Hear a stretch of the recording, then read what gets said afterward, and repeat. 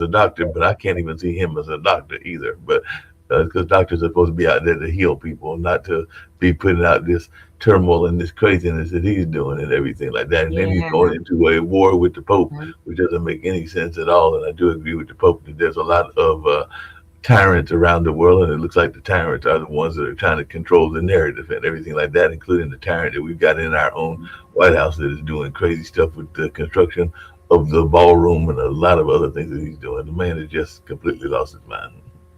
Yes. He has. It's dangerous to me. It's a we're in a very dangerous situation with him. But I will say this: people knew what it was going to be. This is not a Mhm. shock. It's just Mhm. when you voted. I guess when folks voted him in, they really thought this was going to be better. It's not better. He has a motive along with the people around him. They all want to stay rich. That is their objective. It's nothing about poor people, the middle class. It's nothing about that. It is what they can gain, but look at the harm it's being caused to get where they're trying to go. Yes. So, that's my take on that. Yeah, I agree. Thank you for that. Because even now, on a financial thing, I work with seniors and folks in the mental health community and just trying to work with them through their financial situation. There's a lot of credits that were lost. One of the things is when you would go to the IRS website, everything used to be posted like a newsletter. This is what the credits are. You can't get that anymore. For example, there was a student that, grad student just finished school. They used to give up to 2,500 for lifetime. Lifetime learning used to be $1,000. The Hope Learning credit was 2,500. Now they have it in the government for folks who are not aware. So this gentleman, I was talking to him, he says, Miss Toy, I don't understand, where's my money?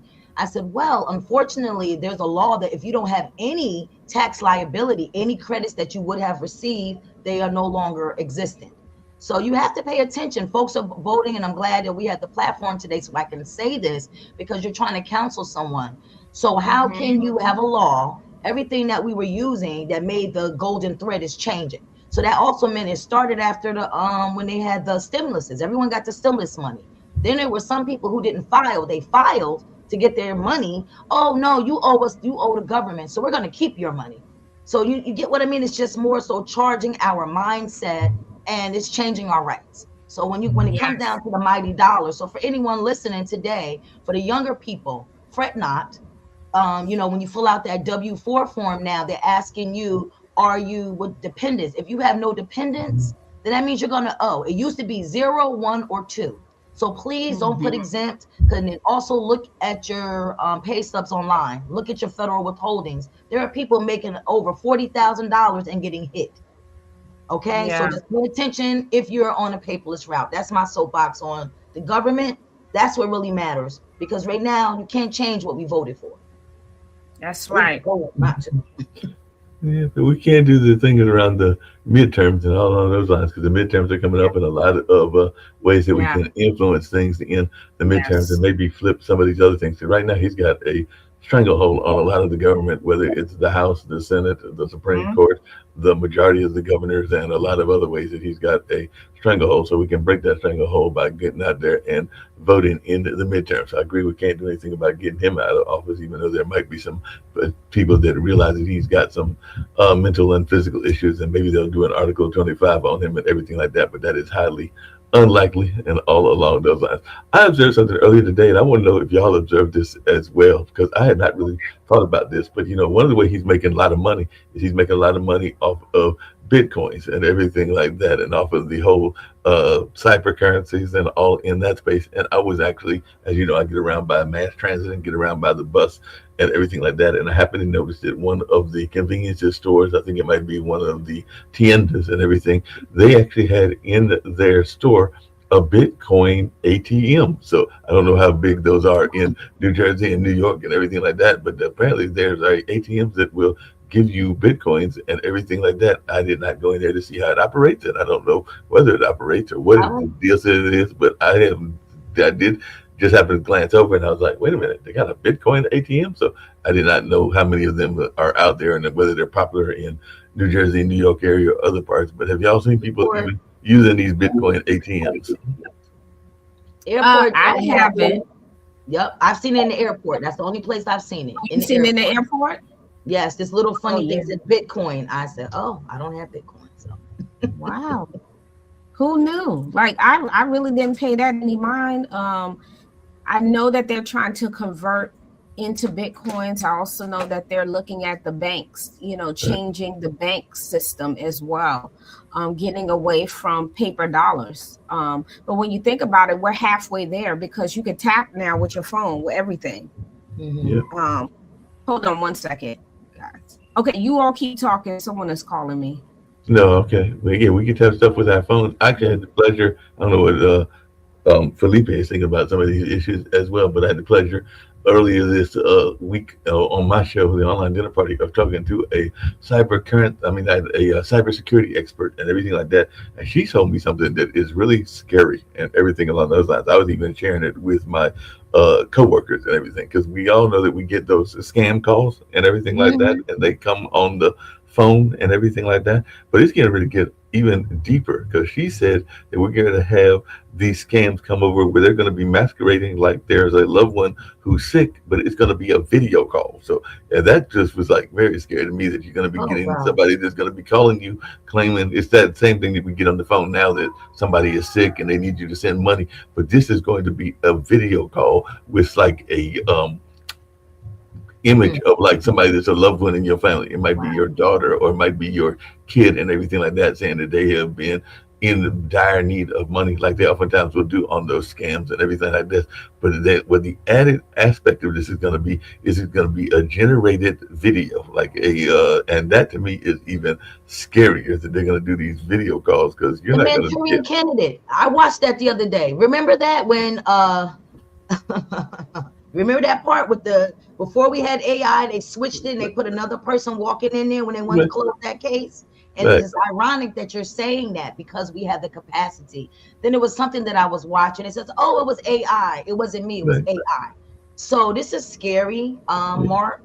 But I do know that there has been capacity, because now looking at all of these old movies, I love sci-fi, Terminator. And just for me, I always say, when you have a hypothesis, you have to test it. Hey, baby girl.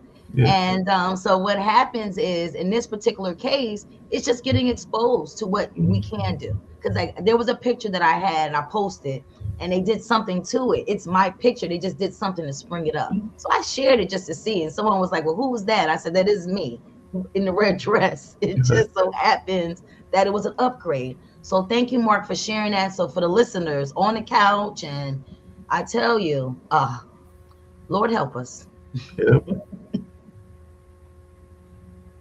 Blue, you over there working? in deep thought. So welcome. We have some testosterone today to talk about this topic.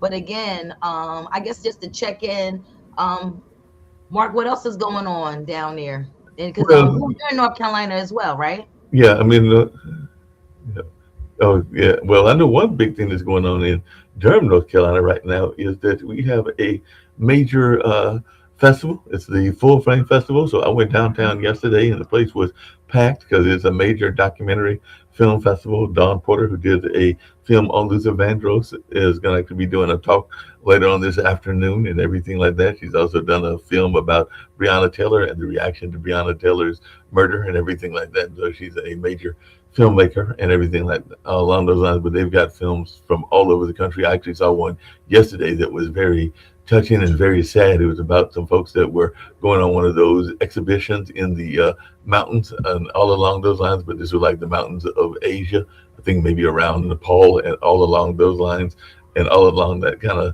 of way and everything like that. But they were going on the very dangerous exhibition, because out of the exhibition, 5 of the people were died on the exhibition, and they even showed them their bodies and everything like that, and they were literally buried in the ice. Some of them were buried in the ice, because that's how. So a couple of the bodies they got off, and they were given more traditional burials probably somewhere else, but there were a couple of them, they never got the bodies out, so they were literally buried in the ice of where they were at. So that was just a very sad movie. We don't see, Mark. We see all this other news, and again, as Dr. Diamond opened up, it's distractions, and it depends on. For me, I don't want to be distracted. I know what it is, so now I gotta purposely put the positivity, because as Marlene E. Curtis said, gratitude is an attitude, and I think that if we all really thought it what matters, because again, the Constitution was our federal system, and now everything is changing. So I thought that was the purpose of us being able to vote. And now you're unwriting history. So, at this particular point, that's what we really need to look at. That's our existence, the history that you're speaking of. In my town here, go past the local library. I just hope they're not knocking it down. I saw, the little tapes up and everything. If this library gets knocked down, well, that's saying something, because usually you had to have, I believe it was a police station, a post office, and certain things for a borough or city to be established. Mm-hmm. So a library would be the history of that, and et cetera, et cetera. So I don't know. I digress. No, Do problem. anyone have a local library in their town? I'm gonna ask that question, because it may be. Yeah, there's a library here. There's a historical African American library, Stanford B. Warren, and everything like that. There's also our major library downtown that just went through some renovations. So maybe that's what they were doing in your city. Maybe they renovated it, because there was a time that they were shut down while they were doing renovations and all along those lines. And now it's an even more intricate looking library. And I haven't been inside the library, I don't think, since the renovations, but I have been by the library, because that was actually like a site of some of the voting activities and all along those lines. But I haven't been, I don't think, physically in the library since the renovations. But definitely that might have been what they've been doing, is doing renovations, because during the pandemic a lot of buildings went through renovations. We're even looking at doing a big multi-million-dollar campaign here at Hayti and doing some renovations where we won't just be this site, but we might even have a bigger campus and everything like that. So some people during the pandemic took a time to grow and to expand and everything like that. And there's some efforts that are even going on at this particular time and everything like that. So I hope everybody listeners, check your town and let us know right on this post. Does your town have a local library? Okay. Dr. Diamond, I think we're going to ask the questions, and then we're going to see, and then we can maybe deal with that later on, because I think you're going to get that author, the one that with the books outside down in North Carolina. He was giving the books every weekend or something. Oh yeah, Reverend Paul Scott. He was an activist and everything like that. Yes, I know it's the Backpack Book Brigade or something to that effect. I don't want to get it wrong. Yeah. Respect for him. Yeah. But that was a movement. We're gonna bring him back onto the show too. But so let's shift gears though. Let's get into our topic, because I'm pretty sure people hear us talk about this topic. That's we can always get back to that. So again, this topic is about what are you going to do for me? And we're looking at part 2. Part 1 was really, really good. I hope those have gone back and watched it. I did check, and a lot of people did go back and watch the show, as they always do. Okay, so I'm going to reopen this conversation with the same question that I posed, and then there's going to be a series of other questions along with clips as well. So here is the question, the opener. When someone asks a partner, what are you going to do for me? What do you think they are actually asking for emotionally? Security, consistency, relief, or validation? So I'd like to hear what your response would be to this question. Again, that was posed 2 weeks ago. And can you just repeat the options again? A, B, just do it again. Yes, ma'am. I will repeat the whole question and the options. When someone asks a partner, what are you going to do for me? What do you think they're actually asking for emotionally? Security, consistency, relief, or validation?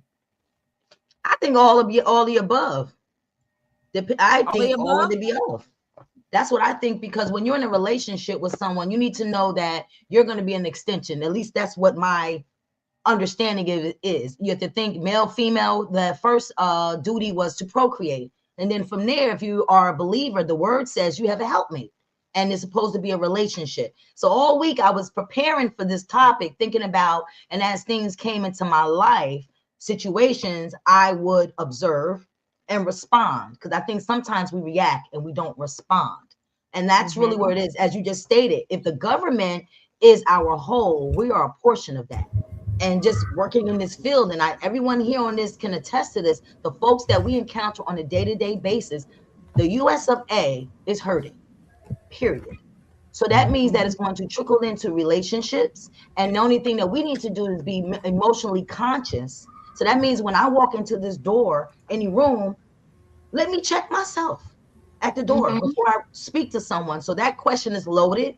Last week, 2 weeks ago when you asked it, different scenario. This week when I'm answering it, it's all the above.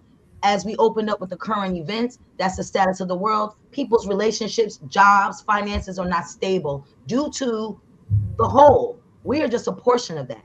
So I feel that a person is asking that question, before I go down this rabbit hole and open up and be with you, are you my person? Because I always say, are you my person? Do you really see me? And I'm going to go into this. I used to ask in my heyday, in my youth, I would say, oh, a person like me, you know, always a cheerleader, very athletic. I said, oh, are we going to be friends, platonic? You want a relationship, or we're going to see where this is going to go? I had to come up with those three things and look at someone. That was a question that I asked in person, not over the phone, because when you ask that question over the phone, anybody can pump smoke up your butt. So when I asked that question in person, I got to really know the person. However, you go to college, you graze up, you have a child, then you get over the age of 40, you stop asking that. So I said to myself, we need to get back to the basics. We always go back to the basic, the nuts and bolts, and to really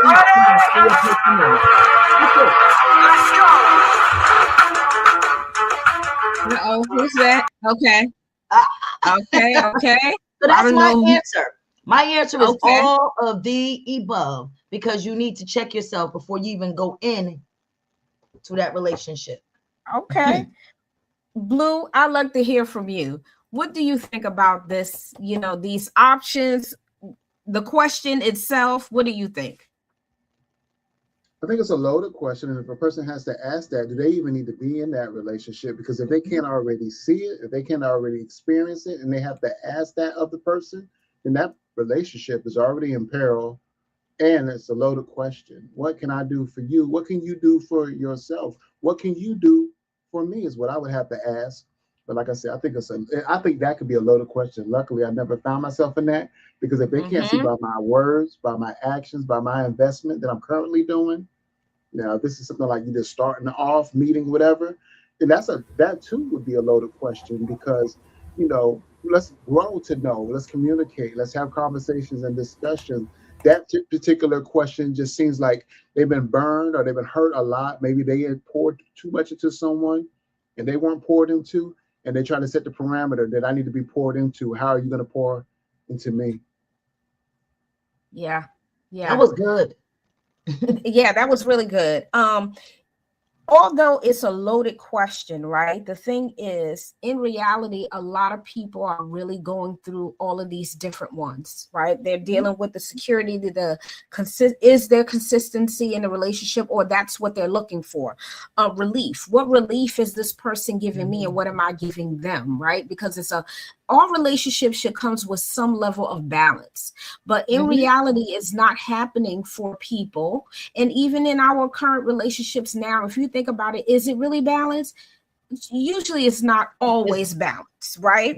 And then the validation, right? And then the validation is what are you validating? You know, because sometimes we can validate or condone certain behaviors because you're used to that person. You've been with them so many years, you begin to become conditioned to what they're doing. And then in the back end, you're like, this is really getting on my nerves, but you went with it, you know, so it's just so much that comes with it. But then when we start talking about how people are looking or trying to use others, because when we begin to look at some clips, because I do have some clips that we're going to be watching and then evaluating along with the questions we're talking about, it'll bring us back to why we asked the initial question 2 weeks ago and now. Because what are people in relationships for? Is it to gain some level of materials? Is it to gain love from another person? Is it to gain companionship? What are you trying to really do? What is your objective when you start dating or looking for someone to walk with you in life? So these are the questions that we should also have in the back of our mind as we go along with this discussion. So now there is another point, and I'm going to go through series of questions. Can we just pause for a second, Dr. Diamond? Funny, because I'm just listening, actively listening today. We all had different perspectives, right? And I think that that's what it is. And I opened that way because that's what we're supposed to do. But Blue went into it more of a interpersonal level. But I just went in from the gusto based on what my experience is. So that in itself, 3 different people have responded and answered it differently. So that means all our minds are unique. Period. Exactly. Accountability is sometimes we don't want to be. Right, and it is experience. Now I'm going to go to Mark because we haven't heard his response to this question, and then we're going to definitely look at a clip. Right. So, Mark, again, the question, I'm going to reread it and then you can give your perspective because we all just did. The question is, when someone asks a partner, what are you going to do for me? What do you think they're actually asking for emotionally? Security, consistency, relief, or validation? I think in a lot of ways they're asking for all 4 of those, kind of like what definitely Toya said earlier and everything along those lines. But I think it changes with age and all along those lines as well, because I think that as we get older, we start taking it from a different relationship and everything like that. Because I think as you get older and as you are trying to reach a certain part in your relationships, I think that we all are looking for a life partner. And in that life partner, you're looking for somebody that's going to be supportive of you, and you're also going to be supportive of them as well and everything like that. So I think that that's something that a lot of times people are not as engaged in that thought when they're younger. Because when they're younger, they're oftentimes just thinking about the immediate impact and the immediate impact of the relationship, and that might be more of a materialistic kind of viewpoint and more of a what can you do for me kind of attitude. But I think as we get older, that it becomes more of a more contextualized kind of like conversation. It becomes deeper as we get older because you're trying to find somebody that you can ride into the sunset with and all along those lines. Because we all know that we are all finite beings and everything like that. We all have a beginning date and an end date, and there's always that talk about what do we do with that dash in between, and part of that dash in between is what we do with our relationships and everything like that. So I think as you get older, you start thinking about it more in the context of how can this person help the legacy, because we all are hopefully going to leave a legacy as well and everything like that. So that's just my immediate thoughts. I agree. Yes. Now, Blue almost he actually alluded to this when he talked about also what people are carrying with them, right, with the baggage. So this is the second question. Is it, and when you think about the first question I asked you, link them together.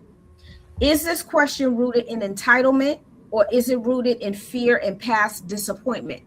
So this is the baggage. Okay, so what are we asking for? So when you go back to those, security, consistency, relief, and validation, again, what is this question rooted in? Because there are people that feel that they're entitled to what that person has. Now that I'm in a relationship with you, I am entitled to that. Mark gave us that example 2 weeks ago when he said the person he was dating, the lady just went into the house. He never said, hey, we're going to get married. We're going to do none of this. She just saw what was there, right? The home. And in her mind, she's already entitled to it, right? That's a good example of entitlement. That I'm walking into this home and I'm entitled to everything that this person has. Or if they see the way you carry yourself, male or female, they see that you carry yourself well, you take care of yourself well, you are a professional, and it doesn't matter what profession you in, because you could be a blue collar person, very professional, you take care of yourself well, but it's projected out. That person is watching you. Are they there for the right reasons, or are they there for their reasons? And that is, I'm entitled to have what that person has because they have it.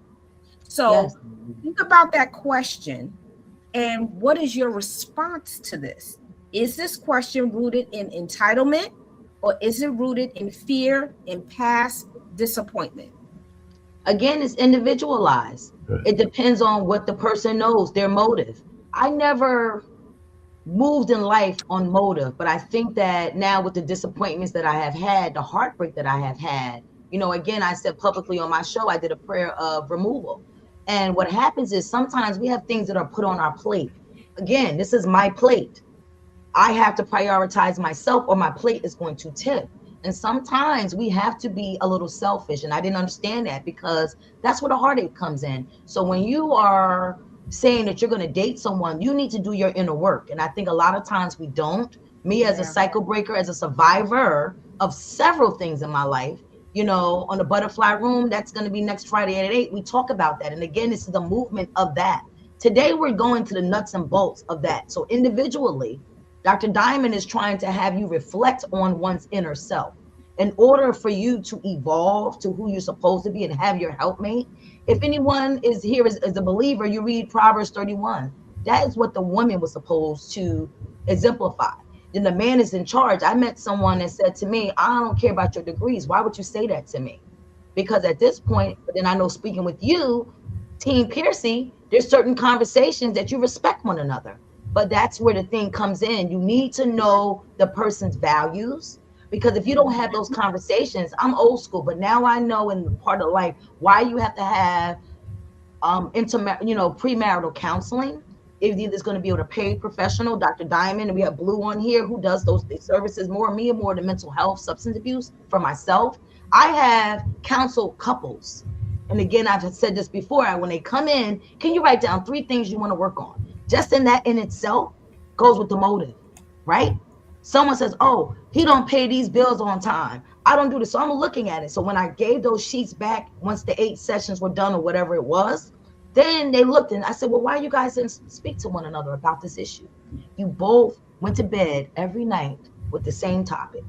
That right there because starts they don't know how. Because I think at times when people don't have clear examples of what that means to have conversations in relationships, because at times, and this is just human nature, you watch the way people respond to you in relationships.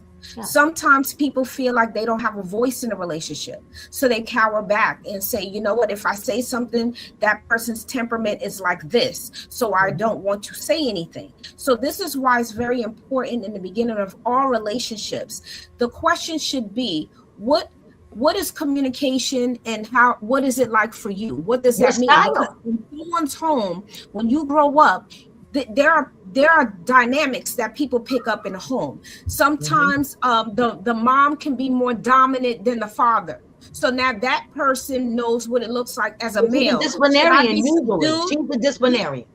Right, but should I be subdued in all relationships like my father is? Chances are that person is picking that up and saying, you know, maybe not having a voice is what it is. But again, that's the condition of what they You are what you eat, what you live in. Right, environmental influences. So you got to look at all of that. But it always comes down to what is communication? What does that mean to that person? And that should be any conversation when you first start dating someone, is talking about how do you communicate.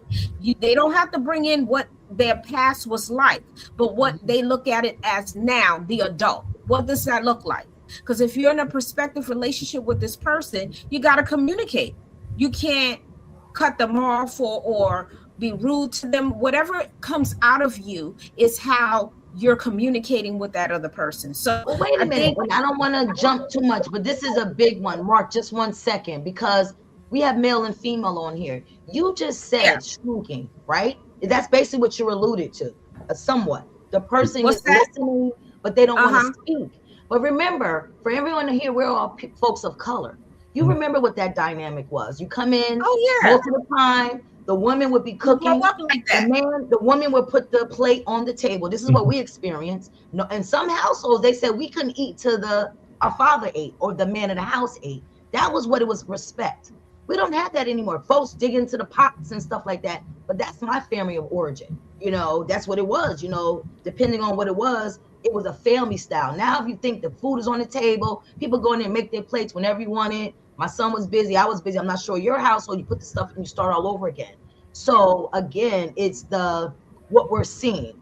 Yeah, and a lot So of did that. you guys experience that? That it started with the quietness. That I'm just trying to, No, tell part No, of that is it varies. You know, like I said, my grandmother and dad on on my dad's side were very much educators and all along those lines. Grandma, as I mentioned before, was a librarian. Granddad was a scientist and a professor, and all along those lines. But definitely, they respected each other, from what I could tell. Even though I didn't really know my granddad, because he passed away when I was very young, like an infant, and everything like that. But from what I heard from grandma and everything, they respected each other, and definitely she was a gourmet cook and everything. But what I do remember of grandma and granddad in my mom's side was they ate together. They all ate together. Grandma did most of the cooking. She was a cafeteria worker and all along those lines. But there was a time that sometimes if it was a big gathering, the kids would have their kids section. So they'd be off in the kids section of the house and everything and be eating together as kids. And you're right, that doesn't exist now, particularly at big gatherings. So there would be a whole section of the house where the adults would be eating and then the kids would be in another section. So you felt privileged when you became a teenager and could get to the adult table and all along those lines and everything like that. So that was a Southern tradition that existed. And I do remember that, to your point, Toy, and everything like that. So definitely I remember that whole notion of a different part of the ways that things used to be. And now everybody just kind of digs into the food. And a lot of people are out regularly eating out, whether that's going out on restaurant dates or going out to have DoorDash and other things delivered to them. So yes, it's, things have definitely changed as we've had more of a rapid kind of society. So definitely this notion of get it as quickly as you can, and I think that's even impacting our relationships sometimes because some people are wanting to get into the relationship more rapidly than trying to get to know the person and everything like that. So sometimes it's jumping too fast into some of the intimate aspects. Because I mean, we all want to be loved and we all want to have that intimate side as well. But sometimes people may be too rapid in that desire and everything like that without thinking about the consequences. One of the things that I admire among some of my, and I don't know how you ladies feel about it, but I admire among some of my friends that are single mothers is that they will wait until they actually get to know the gentleman before they bring the kids into the relationship. And I've even got some friends that are very young grandmothers now because things have changed in the way that people are getting to that grandmother age. I remember when grandmothers used to be seen as being in their 60s or 70s, but there are now some grandmothers that are in their 40s and their 50s because of the nature of what happened in their own relationships and everything like that. So that's another thing that people have to realize is that they may be getting into a self-made family, but also a self-made grand family as well and everything like that. So I've been dealt with that in some of my relationships and all along those lines. But I admire those people that try to get to know the person before they try to get to bring the other element, which is their loved one, which is their child, if it was from another relationship, into the relationship. yes, agreed. Anyone else? If not, we're going to definitely Regarding move the into. question, what are you going to do Okay. for me? I think it's rooted in fear and past disappointment, but not entitlement necessarily. It reflects emotional vulnerability, masked as demand, and surface when trust has been broken before and self-protection kicks in. People ask it when they're given too much and receive too little. A lot of the times, I see in relationship counseling. Thank you, Blue. I like the That's true. dynamic. Yes, That's because very this true. is where all four of us have experienced something individually, and this is just explain what our constituents, our listeners are experiencing as well. We got to talk about it. Yeah. So that is excellent and spot on. And if you don't understand what Blue just said, as we continue to talk, we will unpack what he's saying. And it again, we come in with a level of different expectations in a relationship. We bring things into the relationship. Sometimes within those relationships, we begin to, it depends on how you're moving in a relationship and what you have. So there's some people that become automatically codependent. That's unhealthy because now you're relying on the person to make every decision. What am I doing? I can't go anywhere without that person, and all that. It becomes very unhealthy for the person and the person that's actually going through it. But we'll talk about that a little bit more. But I'm going to play the first clip. The first clip is a little under 3 minutes. I want us to check out this young lady and just watch her behavior, her body language, and everything that she's saying. And then we're going to come back and talk about her. Okay. Y'all, I am so pissed right now. My man just fucking broke up with me. He tried to tell me that I was acting crazy. I have an extra set of keys to his car for, emergency purposes. He left out the house at 8:45 this morning. I text him at 9:22, 10:15, and then again at 10:32. He did not respond to me, not one time. And although he'll probably know now, but he did not know I had his location on his phone. So I check his phone. Whose house is this? Whose address is this? So you know what I did? I hopped my ass in my car and I drove myself to where that location was at. I was not familiar. Now, I've been with this man forever and a day, so I know all of his friends. I know all of his family. So whose house is this? Now, don't get me wrong. It's a really nice house. But I don't give a fuck about that. Because whose house is this? I parked a little bit up the driveway there, hid my car in between a bunch of cars up there, walked myself down to his car, took the button, and popped his trunk. I got into the car and I shut the trunk and locked myself into his car trunk. I'm calling him over and over and over and over again. He finally answers his phone once he's in his car. I was just so mad and so angry because why am I calling your phone that many times since 15 minutes after you walked out the house because I missed you and you're not answering your phone and you finally answer it and I forgot that I was in your trunk. I was saying some not so nice words to him, like really, really loud. I was like yelling in the phone, forgetting I was in the trunk. And all of a sudden, he brake checked me. Boom! He gets out of his car, he opens up his trunk, and there I am just laying there. And all I could say was, baby, this isn't what it looks like. So, of course, being a female, I had to do what every female does. Sorry for breaking the code. And do the reverse psychology on him. I pop off the trunk like, okay, but you're not answering your phone, so whose house is this? So I started walking towards the house like, I'm mad. Y'all, I opened up this goddamn door to the house. And it is completely emptied. With a real estate agent in the house. Doesn't look like I'm going to be going from a 4-bedroom to a nice mansion anytime soon because his crazy ass fucked it up. And he fucked it up by breaking up with me and telling me that I'm crazy. I'm not crazy. I just misunderstood. Baby, I hope you apologize to me soon for making me have to get like this. I won't ever do it again. Promise. Oh, there you go, right there. Let me see where he's going.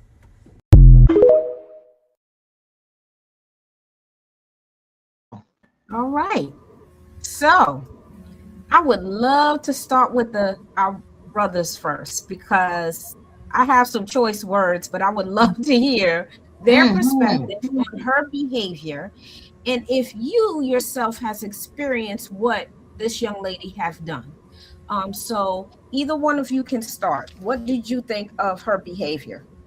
Well, first off, it sounds like a version of stalking, and yeah, I've been stalked in the past and everything like that, where the person is sitting there trying to follow you and everything like that. I remember a friend of mine literally followed behind me when I was going to my own house because I was living in a house, not an apartment at that time and everything. And they were like, that lady, which is the lady I was dating, was literally stalking you because they realized that the person was behind coming to by my house and had come by there basically cruising by to see what was going on, and there was nothing going on. So I've been in that environment both in work environments and in my own house. So definitely I'm not a big fan of folks that are sitting there going to be stalking you or clocking your phone and doing other things like that and everything like that, because there should be in any relationship an element of trust. That's what I believe in and everything along those lines. But if you've got that kind of insecurities, then I'm already seeing some problems and everything like that. And then it looks like there might even been something that could have been a positive thing if it was a real estate house and everything like that. So they might have even been looking at possibly going into a house with them and everything like that, but they made assumptions and everything like that. So definitely it sounds like they were making some assumptions that weren't necessarily based on facts, but their fears. And I do know that we sometimes are controlled by what's happening in our past relationships. I don't know the nature of what they had happened in their past situation and whether he had done some things that led her to be that suspicious in order for her to start clocking the phone and clocking what else was going on and everything like that. But yeah, I would have some serious red flags going up in my life with that kind of conversation. Blue? Blue, what you think about this? It's a parody, so I don't put a lot of thought into it. Definitely for clicks, viral potential. But if you zoomed out and it was reality, which it possibly couldn't be, I mean, it just shows a breakdown in communication. Why would he?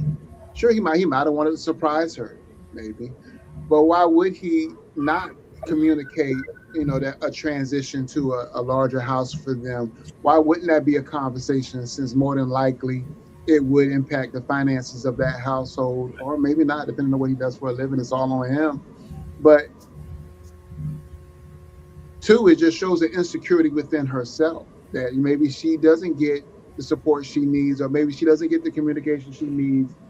He would have seen that, and if that's the case, if that's how she always acts, he would have seen that crazy a long time ago. That mansion might have been his escape plan. Wow. You never know. You never know. Hey, Dean, thank you for joining us. The clip we just watched is one that you posted. The first one is about this mansion, the home that she was in his trunk and whatnot. So what's your perspective on her behavior that she displayed? You know what? Good afternoon. Is it afternoon yet? No, it's still morning. Good morning. You know what?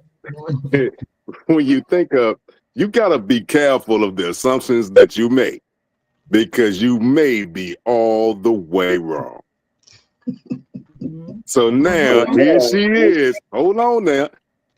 Just knew he was doing dirt. Just knew he was doing the wrong thing. Got up in the trunk. That's psychotic behavior right there. You know what I mean? Now you're in the trunk, you get ready to run up on this lady, but you realize she's a realtor. Then common sense kicks in, and it's like, wait, is he buying this house for us? Well, no, he's buying the house for him now, because you got to go. That's simple. Mm-hmm. Oh, yes, boy. Yes. Well, Okay, Toya, I'm going to move on. I'm going to answer two parts.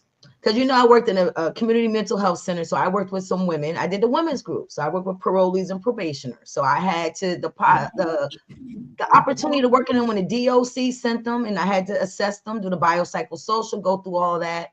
And again, there possibly is a DSM-1 diagnosis and a personality disorder, but sometimes the personality disorders are undiagnosed. So we're going to just say it like that. And it can be dysthymia. It can happen here and there. But I feel that for her, she said one of the things that I was listening to was the duration of the relationship. She said she'd been with him a long time.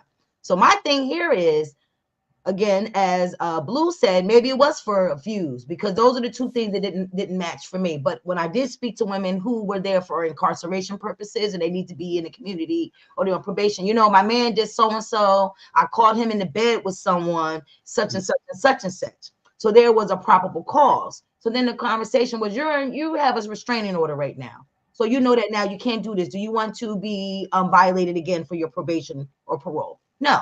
So now I'm gonna refer you to this anger management class. Okay, that's how you deal with it there. But now if it's just a regular person like me, I would say, well, I couldn't see myself getting into someone's trunk. I know that love is there, but it should not hurt you. And then that's when assume, as you said, assume is ASSUME.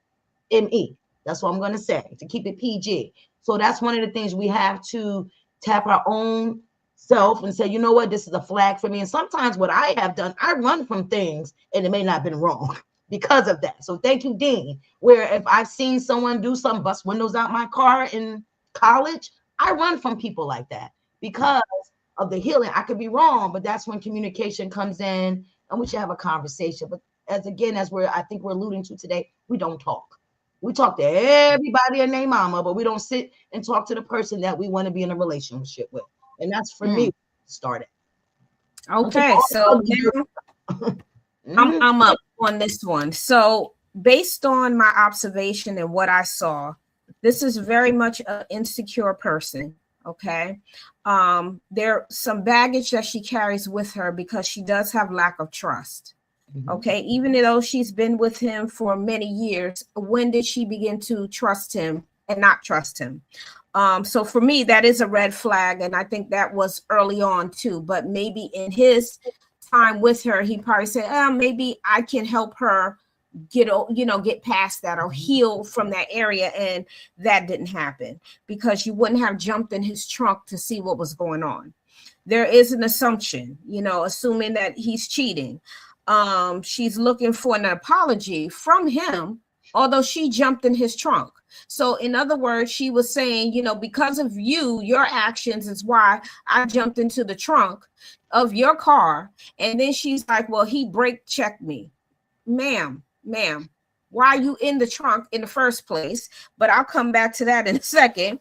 I do agree it's a breakdown of communication. So I agree with everybody on this panel that there is a breakdown. However, if he was trying to surprise her, you're not going to know what the surprise is. Most people that surprise you don't even communicate that level of surprise, because you will break the surprise if they tell you this is what I'm doing. But if you love him enough and you're trusting in that relationship, and he's never stepped out on you before, where would it come from now? But anyway, that's how she presented. Does she really know him? That was the question that came up for me. Does she really know him, or does she not know him? So these are the things that came up based on the behavior. Okay. Again, for me, entitlement is another thing that came up. That was a word that just popped up to me when she made that statement that, you know, he really needs to apologize to her. So her behavior, I'm not going to condone at all. Is there a lack of communication there? Yes. Was he probably surprising her? I believe so. I think he was trying to elevate them up to another level in their relationship by getting a home. And again, she feels now, I messed up. Now I got to figure out a way to get it back. So now that's on her. The onus is on her. So that's she threw us in it. She said for the lady code. That's not my lady code. So you're projecting something. Yeah, why would you say that? That's not the lady code. No, it's not. It's not a lady code to jump into a man's trunk. Why would you do that? What is your purpose? Why would you stoop that low to jump into anybody's trunk and then ride in the trunk? You got to be outside of your mind to do something like that. I think that was a performance. I'm hoping and praying that really was a performance. I think Blue is right. You know what? No, let's that may be, but there are individuals out there who actually will do this. And when he heard the thing through the speakers and heard the echo in the back, he hit her with the brake check, tried to knock her out. That's her fault for getting in the trunk. Yo, you can't do weird stuff and expect normal things to happen. There you go. If you bring all of your baggage, then you'll leave with those same bags, because it's a lot of people that are not going to put up with it. Now, some people like crazy, and they deal with crazy, and that becomes crazy, and crazy is toxic, right? They said but Bobby at the same time, crazy. I just watched that movie. If I could dance with somebody. At the same time, there are a lot of people who are not going to deal with that kind of thing. So you go ahead and keep jumping in trunks. You make sure you ride the hell out of my life and keep it moving. Wherever you jump out is where you shall be, because it's life is too short to deal with silliness like that. And that goes for not just men or you know, either, it's both men and women. The stalker dude that show up at the club when you trying to hang out with your girlfriend and he just happened to come in there to get a beer. Nigga, you ain't been to the bar in years, but now you want to see if she cheating. Well, if you want to see if she cheating, guess what? You're gonna find a dude that treats her better than you do, and when he takes her from you, don't jump off the bridge, just chalk it up to the game, dog. Wow. Oh, Dr. Diamond, we on fire this morning, and it ain't even 12 o'clock. I know. Okay, so I do have a follow-up question to this too, which goes with this clip. So here is the question. What happens when one partner becomes the giver and the other becomes the taker? Was that a demonstration of that? You know, look at what she's doing. Why would she get to that level? What happened? Did he spoil her? Entitlement. Did he give her everything she wanted? Is there entitlement there? Hey, the question is out there. What's the answer if you have one? I'm gonna say she can't. I'm gonna say she's not thinking for herself. She's got that one girlfriend that's been angry and lonely and been cheated on and cheated on and cheated on. So everybody is just dirt. And she listened to it long enough that she started to believe the same thing. Well, thank you, testosterone. Testosterone. For I'm just gonna be honest with it. Hey, why would a man, or either way, they treat their significant other very well, and then all of a sudden they just start falling off the rail? No, it's that asshole that you deal with on the side. That's your buddy that you claim as your friend that hates that you have that because they don't have anything. So they rather you to have nothing because what? Misery likes what? I agree with that.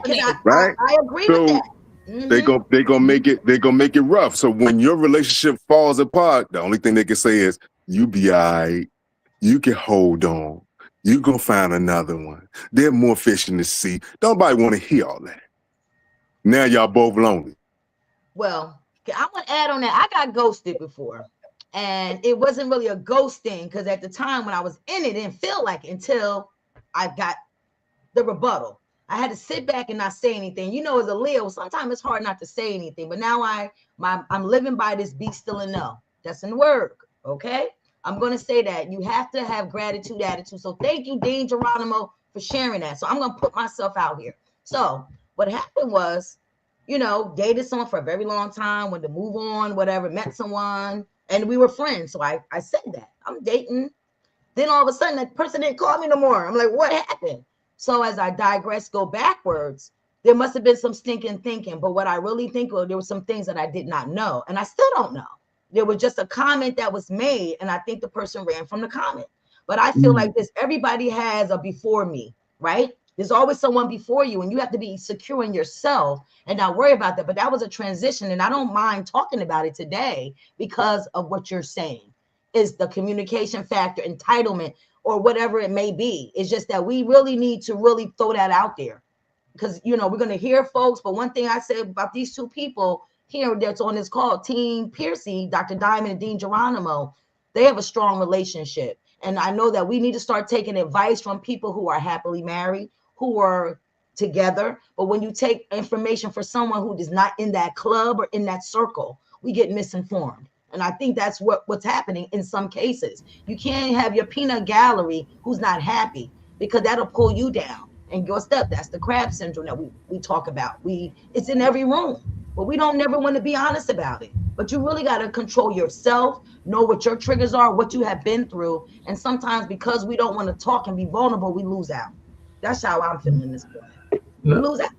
No, and coming back to what Dean said earlier and everything like that, I think that there's a guaranteed way to wind up in being visiting people like you, Dr. Diamond, and you, Mr. Blue, and everything like that. Because a lot of times, if you got a giver and a taker, that sounds like this one of those toxic relationships that's going to wind up needing some form of counseling or something along those lines. Because that's just not a good relationship if you got one that is a giver and the other that's a taker and everything like that. Because that just sounds like that is not balanced, and what we want in life is a balanced relationship.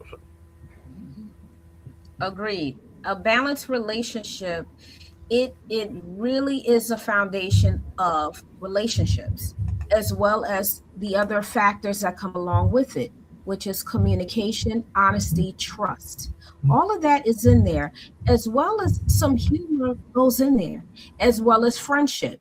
I think people don't understand that you can be friends first before creeping into a long-term relationship. You get an opportunity, even on a friendship level, to see what the person is like. Is this the person that I want to go further with?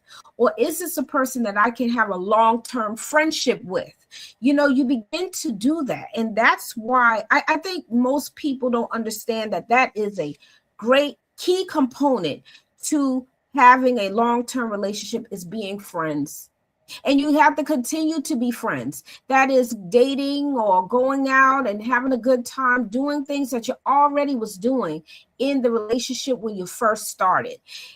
Complacency is where it start becoming Am I happy with this now? How am I moving in this relationship? Am I ignored in this relationship? Do I have a voice in this relationship? That's where you see it becomes unbalanced too. So it's unraveling as the years go by, because complacency is what occurs. Now, is that normal? Yes, I'm here to tell you that's normal. I'm pretty sure Blue would say the same thing. It is normal.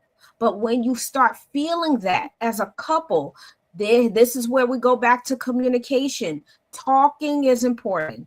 You need to talk so you can start unraveling things and revisiting some things. And then you start rebuilding, if you have to, from where you started. So that is what I would say to this. And with the ones that are the givers and the takers, that to me is a damaging way to be in a relationship. If I give, and the person's just taking, then what is that really a relationship? No, that is not a relationship. This is more of, it's like you go into a store, you're buying something. You buy it, that's normal. You get what you get, and then you keep going and you keep going to the next store. It's a transaction. Give and take. That's what it becomes, and that is not a relationship. That's my story. That's what I'm sticking with. Thank you. Thank you for sharing that, Dr. Diamond. I gotta tell you, you are hitting it on it. And I'm more so, I guess I'm rugged and raw, because I dealt with the folks that, they don't want to be there. So I had to learn the tactics. So excuse me with my word choices, because they gotta buy in. Like you said, okay, I'm gonna talk to someone. I want them to be like, oh, with my pen, that's not gonna work. So you have to really get people to be invested in their growth. And that's just really what this platform, what we all do. We're trying to have people bet on themselves. Thank you, Marlon Curtis II. He just was on to catch that playback.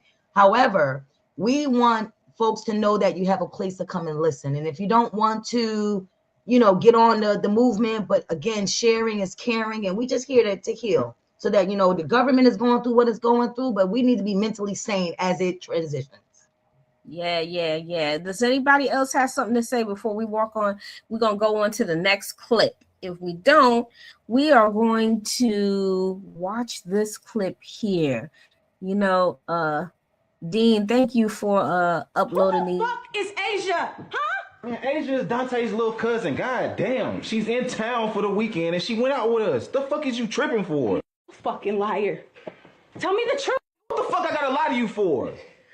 And why are you going through my phone? You know I don't like that shit. I don't give a fuck what you like, Twan. About you or your motherfucking nasty ass friends. I don't have to go through your phone to know that you ain't shit. I don't have to do that. Listen, bro. I don't know what the fuck you've been through in your life, but you acting real insecure right now. If I wanted to fuck somebody, trust me, you wouldn't know anything about it. Wow. Okay, it's a short one, but it was a little impactful there. What did you get out of this one? I would like, what's with the bruh? I know my son had to do that. What's with the generation with this bruh? I do not have male parts. I cannot stand that. I don't know. Can the men answer that first? He's calling her bruh. Is there respect there? He's calling her bruh. I'm quite sure those of us on this line right now have no clue of what you are alluding to, because we don't use that terminology. You know what I'm saying? I'm not calling you bruh when you a female. You know what I mean? But I've watched females call females bruh. So it's something that they use that's peculiar to, I can only answer for me. I'm not doing it. But that's that's their language now, how backwards it may be, but that's how they use it.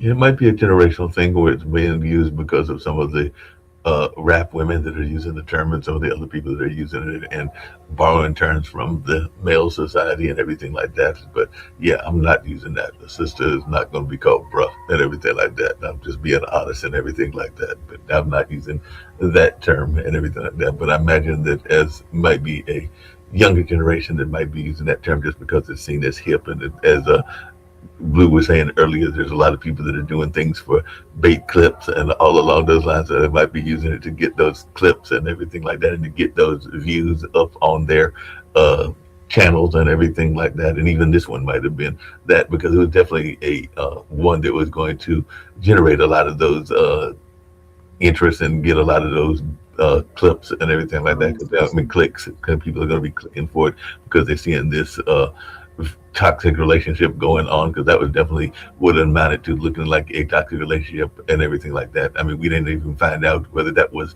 the case or not the case, because I do know that sometimes people will have relatives come in town that might be of the opposite gender and all along those lines, but we didn't really even get to find out if that was the case or if that was a bunch of BS, if I can just use that term, and everything along those lines. But yeah, there was definitely attempt to get those clicks. It appears in this movie clip, I'm sure it's a movie clip off of Tubi or something, that she's probably been burned in the past, probably been hurt in the past, and feels like this is a pattern, you know what I'm saying, of feeling insecure. Look through his phone. Whatever you look for, you will find. And I'm not saying that you will find it because there's evidence to support it, but your skewed cognition, your view of how you feel about something can make you believe that whatever you find will give you justification for that thought process. And that's what we are. We're in a microwave generation, and that's basically what they're saying, because as I mentioned before, we are what we eat. So thank you, Blue, because this is what our kids are seeing, and that's why I love mentoring to correct that mindset. Because what it is, you know, I know Dr. Diamond, you always talk about those intergenerational issues that we had. If we're seeing that, that's pulling us back down to that level. That's what I see. Okay, so we're going to focus on the price tag conversation a little deeper. Here's the question. How has social media influenced what people think a partner should provide? Soft life, luxury dating, the table debate.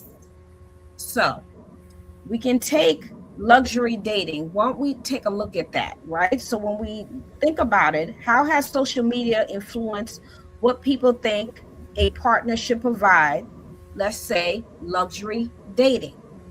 Now, Well, I mean, okay, go ahead. I was going to say, isn't part of it because, I mean, I've been on those sites and I've definitely even participated in those sites in the past and everything like that. But part of it is the whole notion of dating and everything that's going on now, particularly with online dating. A lot of what is being perceived is how they are putting that perception out there. So in luxury dating, a lot of people will tell you what they are looking for in terms of the kinds of finances they want, in terms of the kind of houses they want, in terms of the kind of things that they want, and all along those lines. Now, some of these might be not even within their own grasp and everything like that, but you know, if you create a profile, you can make anything in that profile that you want to be either in your life or that you already have in your life and everything like that. So yeah, you've got people on those profiles on various sites, whether that's Facebook dating or whether that's Mingles or a number of other ones that are out there and everything like that, that will be like, you know, I want somebody in my life that is making X amount of figures and everything like that, and I want them to be having this kind of car or that kind of car, and I want them to be a religious man or a non-religious man, and whatever they desire they can put out there in that profile. Does that mean that they're bringing the same thing to the relationship? You won't find that out until you actually get into conversation with them, because sometimes you'll find out that those profiles are not realistic. How many of you all remember Kevin Samuels? Was that his name? Kevin The comedian. Yeah, I remember Kevin Samuels that did those conversations. Yes, and he would also talk about, I remember a woman came on there and she said she wants a man that made a 6-figure salary. So he and you know, he was very bold, and he said, well, what are you bringing to the table? And he would ask, how much do you weigh? How tall are you? Like, these his questions. And I'm like, oh my God, you know, why would he ask these women that? But then he would tell her, if you're not bringing a 6-figure to the table, why would you expect a 6-figure man, you know, that he's making all this money, that he should be taking care of you, and you're not bringing nothing to the table? I mean, he would go in. He just popped in my mind because of this question. So what we've seen is social media has destroyed basic conversation. So when a guy sees a lady and he's interested in her, he approaches her with some decent conversation and maybe asks for her number, right?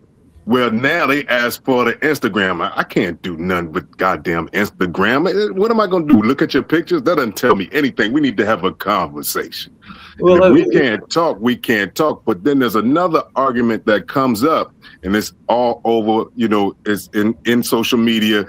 The man needs to be the provider. I'm sorry, but I'm going to tell you like this. That's why all them brothers died long time ago, because they was taking care of their whole family, the other family that they had on the other side of town, and they worked themselves to death, and they died at 52, 53 years old. The lady going to live to be 80, 90 years old, great-grandmama and everything. But now Buddy dead.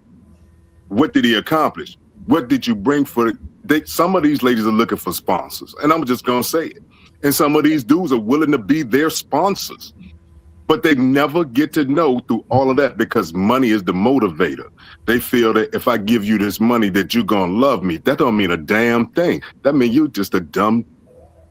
I'm going to change that word. But, insert the word. I'm going to get ready to say that it's going to put all that money out. But then when she leaves you, now your feelings hurt because you don't have any money left. Well, that's your dumbass fault for trying to impress with all of the things that can be lost tomorrow, but the little things that you never learned that meant the world, and then you don't take the time to know those things. So that's your fault. That's your fault. And you should be lonely and you should be sad. You hate women now, go get your man. That's your problem. You know what I'm saying? I don't feel bad for you. Ladies, you looking for a sponsor? He ain't taking it. I'm not buying you a drink. Dean, can I jump in? Dr. Dom, I have to jump in because I'm a grandchild of a Rolling Stone. Let's just say that. My grandfather had 16 children, 2 wives. So this is why when I meet people don't understand. And when we talked about you paid a cost to be the boss. That's how I was raised, by strong Black women. So you have to think my mother met a man on the other side. So that's the difference. So I'm a product of that. And I did see the men take care of their women. And unfortunately, you're correct. My grandfather did pass away, but he loved my grandmother. Just unfortunately, there was receipts out there. And I was a person that would go with Pop, go to places, and seeing people did not know they were my cousins or my aunts and uncles. So what I'm saying is, as a child who survived all of that, and with sponsors, I'm not saying my grandfather's not living, Johnny B. However, he took care of them women. My grandmother got the money, he did whatever. He wasn't one of the ones that I see today. So when I come out, I guess I'm a little hard. But the thing here is sponsor, that's the new word. He took care of the women, and there were children that I didn't know of that. But now these men today, when they have the children, I take care of them. So I say, hey, there's a vasectomy out there, not trying to be in your business. You can be a lover. But when you have receipts and children who are innocent, that's when the problem comes in. Yeah, I mean, that's why you got a lot of people now that are just now finding their relatives and everything like that. I've got a dear friend of mine that has just found his birth family and everything like that, because he knew he was adopted and everything along those lines. But he's just now finding them, and he is well into his 60s and everything like that. So, and they're even blocking him from getting reconnected to the family and everything like that. So there's this notion of what can happen in those situations as well. And the other thing that I was going to bring up to your point, Dr. Diamond, and to the rest of the folks here on the panel, is that we live very much, and I know that Blue can relate to this as well, in a swipe left culture and everything like that. How many times have you heard people talking about that they've been on this app or that app? And that's just a very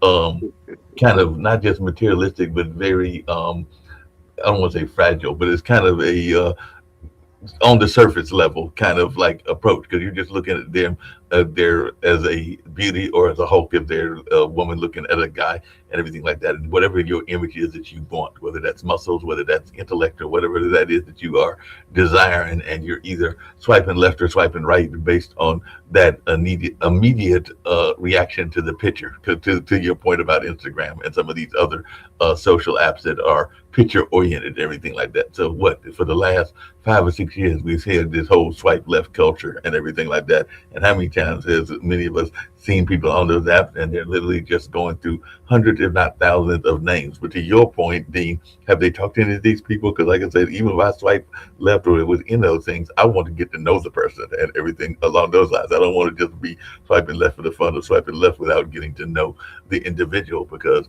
that's the only way you're going to find out if you are a successful connection and everything like that. But you got some people that are not even doing that. They're not thinking about what they're doing in that situation and everything like that. So, like I said, the whole relationship pictures is very interesting and very dynamic. I was actually just with a friend yesterday, and then I'll get off my soapbox and everything like that. And they are in a May December relationship. They are the December, because they are the older gentleman, and their lady friend, their lady of love right now is somebody that is probably about 20 or 30 years younger than them and everything like that. But they are making it work, and it seems to be working. But I mean, there's also some issues with it because, of course, she's a young woman and the clock is ticking. So she wants a child. He's already got a child. So he's like, I've already done that. I'm not trying to do that and everything like that. So that might be what becomes the breaking point at some point in the relationship. I'm not saying it will be the breaking point. They may wind up being successful and everything like that. But that is a conversation that happens sometimes, is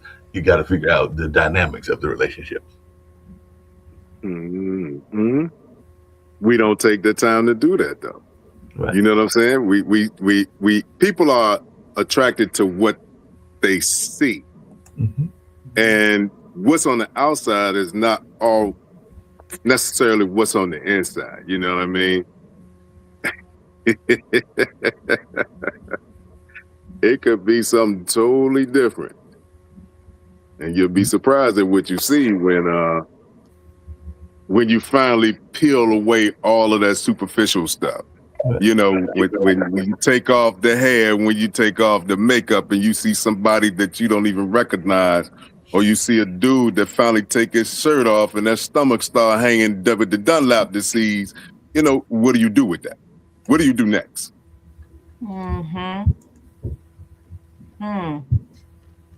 Okay, so I do have another question for us to talk about real quickly, and this really is about whatever traumas you possibly have experienced. Okay, so this question says, how does growing up in survival mode shape what we expect from partners?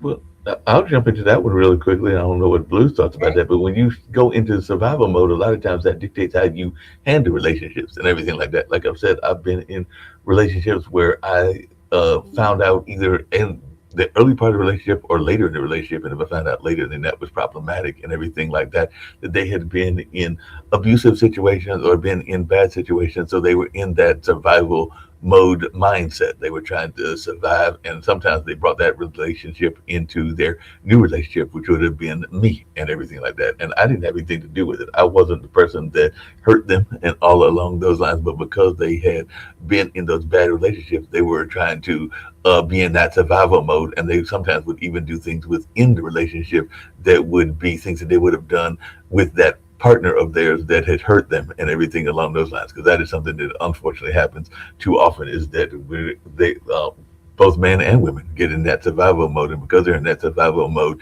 they are trying to do things to maintain the relationship and all along those lines. But sometimes they are bringing those, there's an old expression, leave the baggage at home. And I know that we all have baggage. It doesn't matter whether you're 15 or 85. We all got baggage in life and everything like that. But sometimes that baggage is not done what you're supposed to do, which is once you come into a new relationship, set that baggage aside and everything along those lines. But unfortunately, not everybody is able to do that. And because they're not able to do that, it impacts the new relationship. And I'll just leave it at that.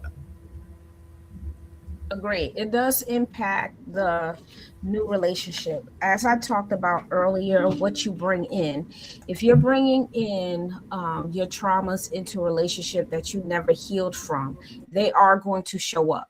So it will show up in different ways, insecurities. You will have lack of trust of that person. You'll start demonstrating, even some people demonstrate volatile type of behaviors. So it just depends on the trauma that the person experienced. Now, this could be growing up. This can also be past relationships. You're bringing that trauma into the new relationship. It is not fair to yourself or the other person that has to experience it because you chose not to get help. Okay, so when you think about generation wise, okay, back back then, they wouldn't have had someone to say, hey, you need to heal from what was you exposed to. Because what happened in the house stayed in the house. Okay. So you're not going to expose that. However, you're internalizing it.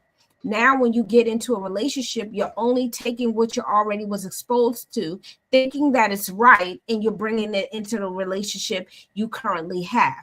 And no one ever said, no, that's not right. And you're only going to learn that based on what happens within the relationship. Either the person is going to walk away or they're going to stay in it, and the relationship becomes more harmful, unhealthy. Just very different variables begin to shape what that relationship looks like based on someone's trauma. So I would say heal from your trauma first. Recognize what it is, because sometimes you don't know what it is until you get that help. Recognize it, and then, you know, when you embark on these relationships, you need to be a healed person. No one is 100% healed, but you need to heal from those traumas so you can grow in that relationship and within yourself. So that's just my take on that question. Thank you so much, Dr. Diamond, for opening the door for me as a cycle breaker, just surviving different types of abuse and things, and being a provider. And at times early in my career, I didn't share what I had went through. But as I purge and I write, and that's what the Butterfly Room is. And I thank you for that, because sometimes sisters and brothers, we are not vocal. And that's where the negative thought process. I know one of the things you would say on the couch is, you know, you had the angel, the devil, or two different people talking to you. It's just, you have to be emotionally aware of that. And what happens is sometimes it's a daily process. And I said to myself, how can I teach anger management and become angry? You know, it doesn't make sense, because then you become a hypocrite within oneself. It's just that when you are healed, you can't speak. And that's what the Butterfly Room is. Every day is a positive affirmation. There's a song, because this is what my consumers, clients needed daily. And when I see folks, they say, thank you for posting. I needed that. That's why I move on, because it's a daily affirmation, a process. Progress is a process. That's it. So thank you for opening the door. You will be okay. And it's okay not to be okay. Today I woke up, I didn't have a good thing. I got a call. Sometimes when the phone rings and something triggers you, you may not need to answer that. You might need to regroup, because you might be going through something. And I think that folks need to hear that. It's okay. But you have to be able to be emotionally conscious and to know oneself.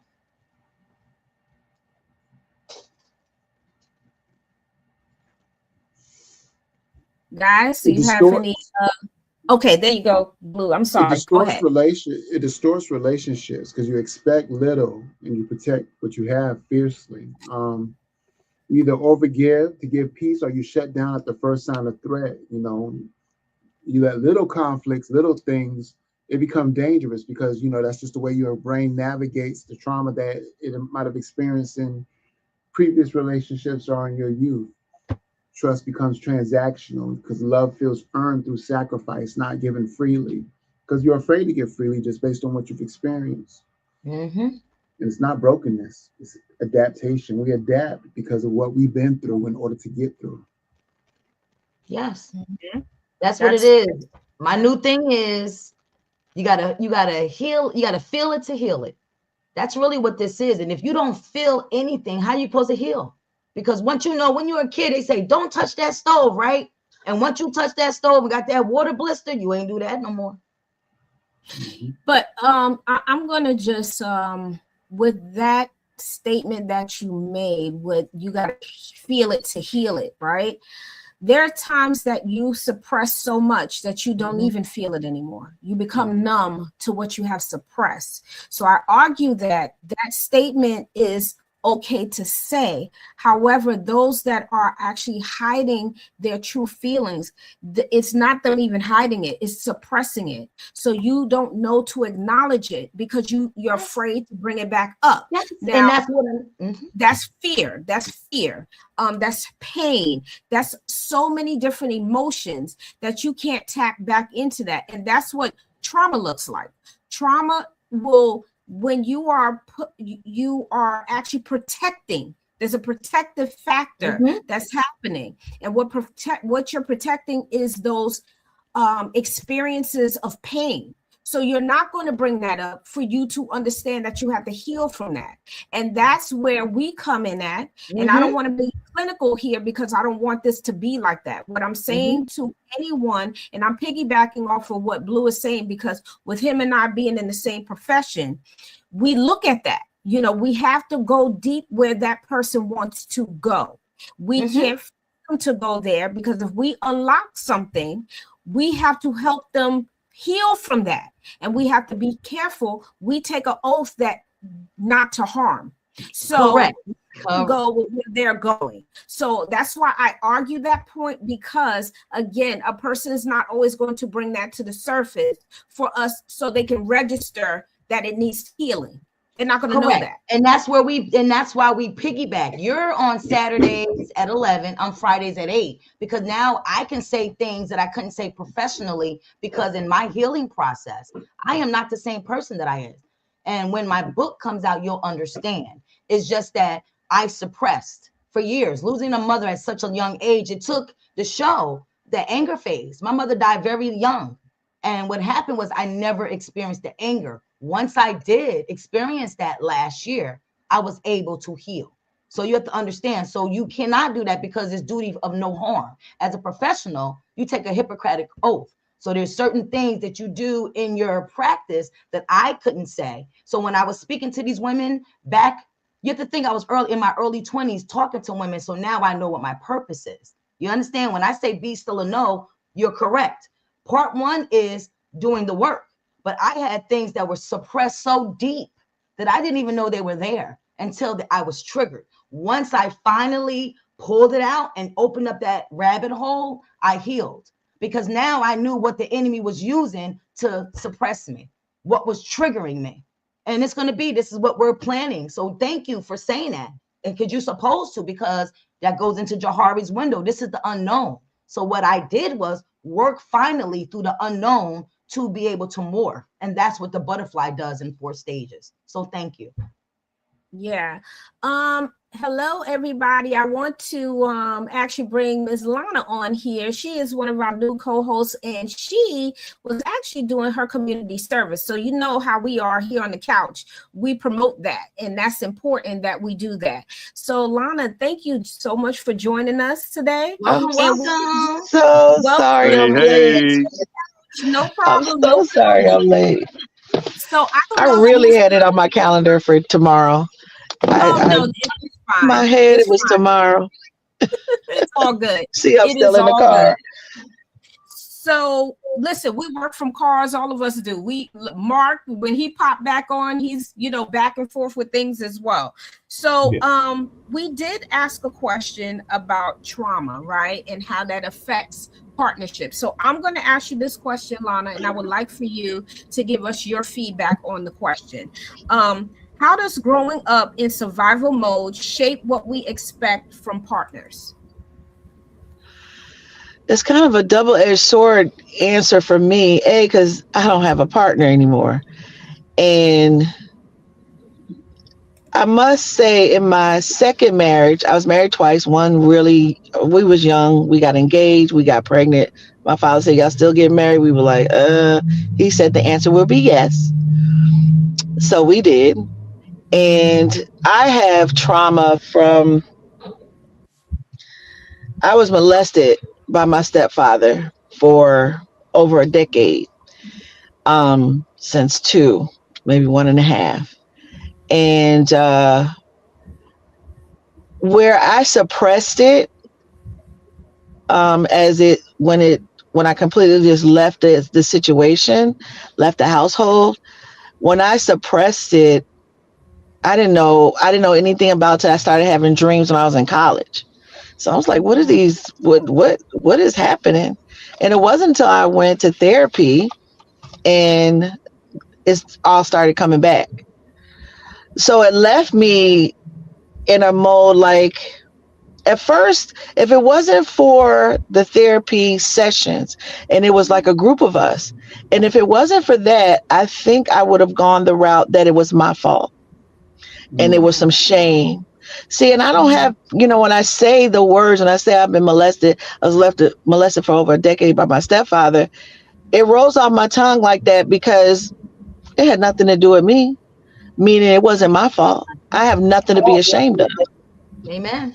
Nothing to be ashamed of. And it made trusting people difficult because the people that were supposed to protect me and be on my side and be there for me weren't. That was my mother. My brother, on the other hand, he was always, fighting a good fight. But I think that's why in my life, and April, you know me better than anyone really on the call, I often say I'm forgotten because I don't like to be in the forefront. I'm always like in the back. I'm supportive role. I've been a leader in my career the majority of my life, but I'd rather take a I don't know, because I just feel like people, when you get vulnerable, they use it against you. Instead of the empathy and grace, it's always envy and nastiness, even in such tumultuous stories. And they weaponize it, I guess. Is that the correct? And it just, and not being from the area always made it hard. I'm from Florida. I know these ladies and the gentlemen on the call from the organization and just, building relationships. But when they don't know you and you've had this it's hard to talk about it, to really share it and be vulnerable. Yeah. So when it comes to relationships, my second husband, he was abusive, but he wasn't abusive until after the wedding. He did everything, said everything he needed to say to get what he wanted. Once I told him what my trauma was, I feel like he used that. People mistake my kindness for weakness because I am a very kind person. But people may often mistake my kindness for being weak. I don't like confrontation. I say what I have to say and then I move on from it. I don't dwell on things. But my ex-husband, he would just be mean for no reason, almost testing me. And I only realized that now.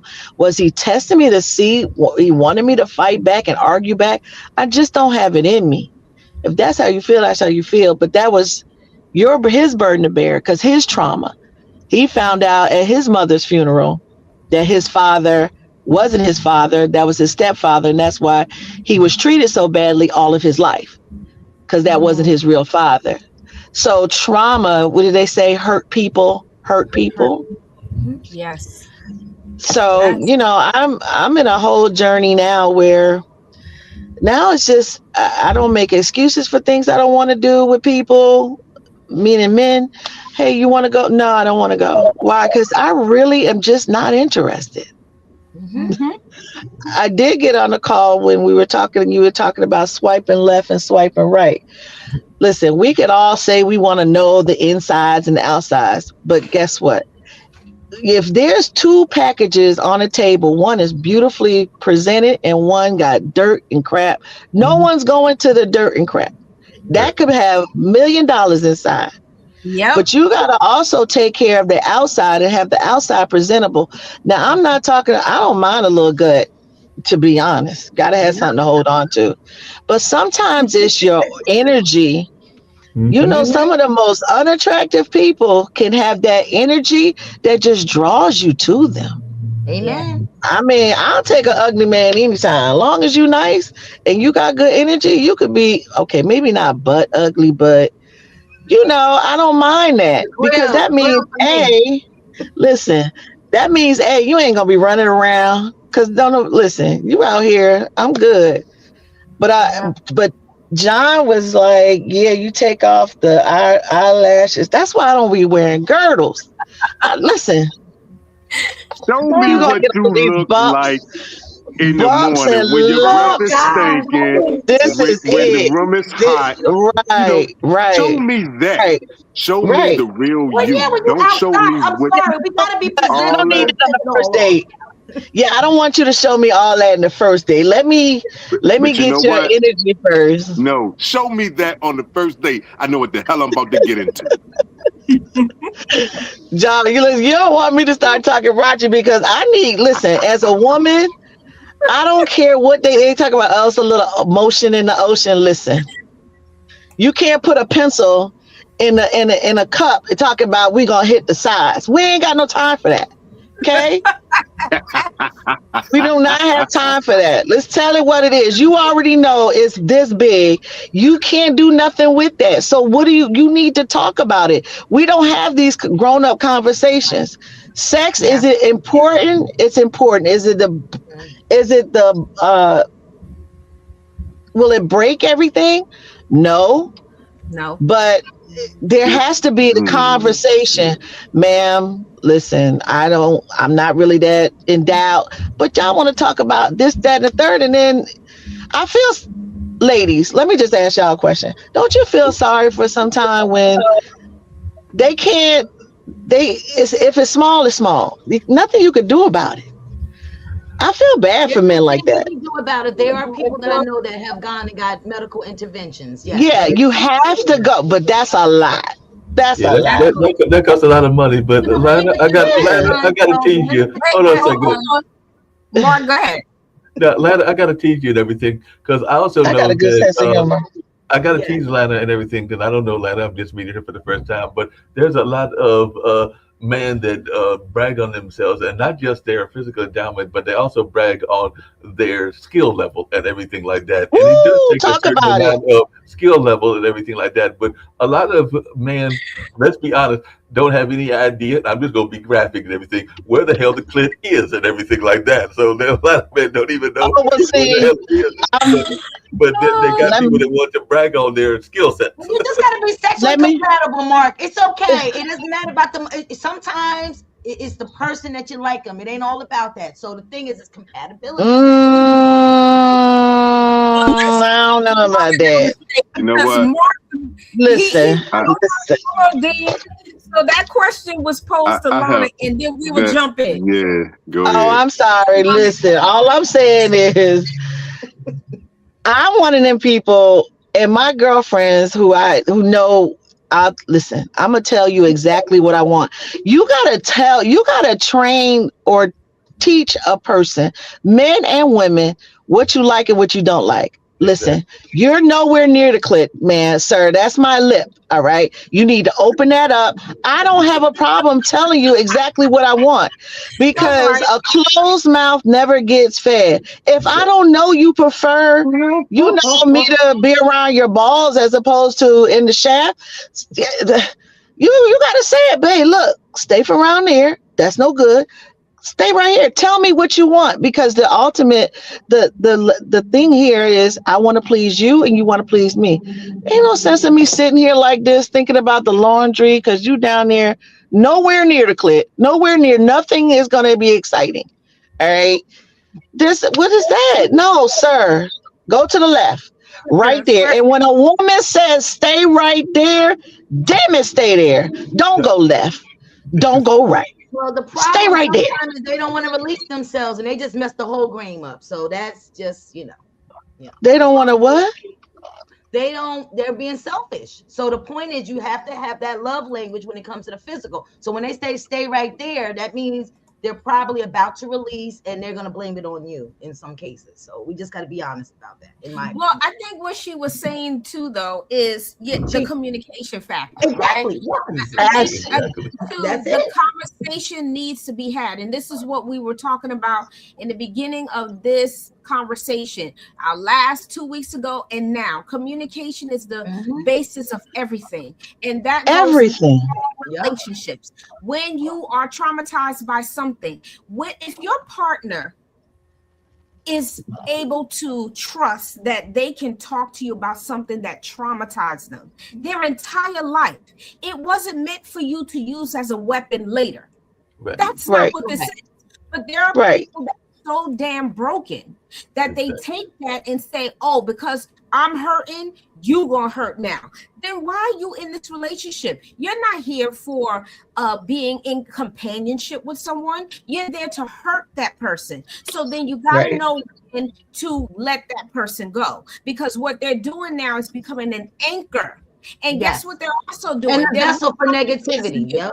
They're re-traumatizing you. So they're Mhm. not helping you, they're actually hurting more. So then you got to get to the place where you have to say, you are no longer going to be a factor in my life. You have to go, because you cannot endure that any further, because you have to think about this. Your trauma, as I stated before, it is actually an anchor on your life. It weighs you down so far that you begin to forget what happened to you, or you suppress it.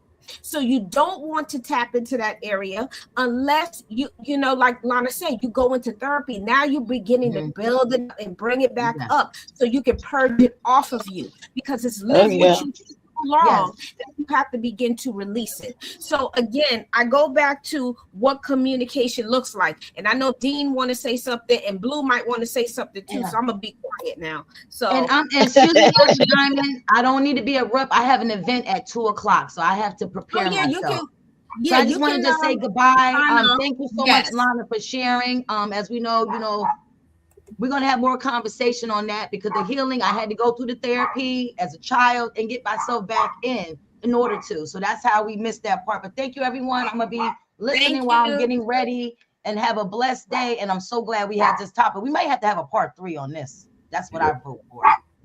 Thank you. See ya. Okay, so Dean and Blue, do y'all have anything to say based on what Lana just shared? You know, she went through trauma. That trauma was used against her. And we talked about, what is a person doing here? Like this person becomes into survival mode. And I can't speak for Lana, but I'm pretty sure she had to get into survivor's mode in that relationship where now this person has used her trauma against her, and also elevated to using physical abuse towards her. So what do you guys think? Go ahead, Blue.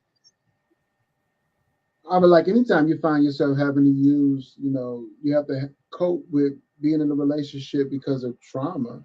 Why would you continue to re-traumatize yourself in that relationship? That doesn't sound like that's healthy to be in if it's going to continuously hurt you. When somebody weaponizes your story, weaponizes your pain against you in order to get an even playing field, or to hurt you as they experience hurt.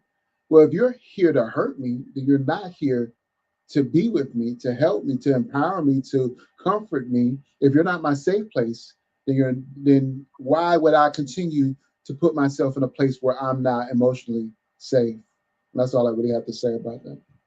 I know a lot of times it's about finances, like with my grandmother. It's probably more of a financial thing. She knew he had an outside family, like how Dean Geronimo had said in regards to how families might have navigated themselves in their lifetime. He's talking about a family across the street. Across town. Well, my grandfather was bold enough to have his family right next door, that he built their house for them, you know what I'm saying? Named his son from that family directly after him as a junior. So he was truly bold, and my grandmother dealt with that. I say all that to say this. A lot of times they had to choose to stay in those relationships because they was their husband, their spouse, whatever was the breadwinner. We don't have that no more. In fact, Black women are economically way more advantageous than Black men in many cases, so that they can choose their own path. And honestly, with that mind state, that is also causing disruptions in relationships, because norms have not really been established, and we don't understand what way to go and who's who and who's what. Gender norms have to be recalibrated, and I don't think society has done a good job in regards to that. Dean? We learn how to play this game backwards. A lot of times relationships start with the sex part. So then that's where the relationship is initiated and it's built. And those relationships built on that, you have nothing else. When the sex starts to fade, you better have something to take its place. Because if you don't, you'll always be running around looking for, it's like a crackhead A crackhead will hit that pipe the first time and then spend 20 years looking for that first hit that they'll never find again. And we're not taught to just mutual respect. You know, guys are taught that when a woman says no, she really means yes, and things like that, where she means no. No means no, dog. And I don't understand in your mind, but if they're taught that from a younger age, then they grow up thinking that that's the normal, to treat someone less than, to make themselves seem bigger than what they have, when in reality, it's a lot of stuff that they're missing.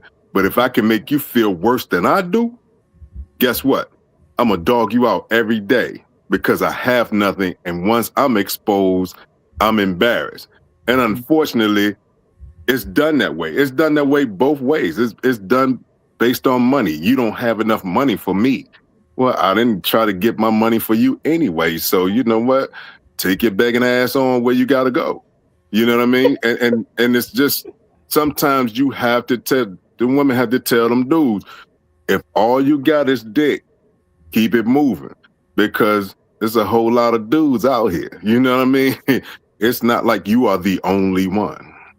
And like one of my homeboys used to say a long time ago, and shout out to Hollywood, he said, it don't matter how many lies you tell a woman, and you could go all night after 50 pumps, you about to fade.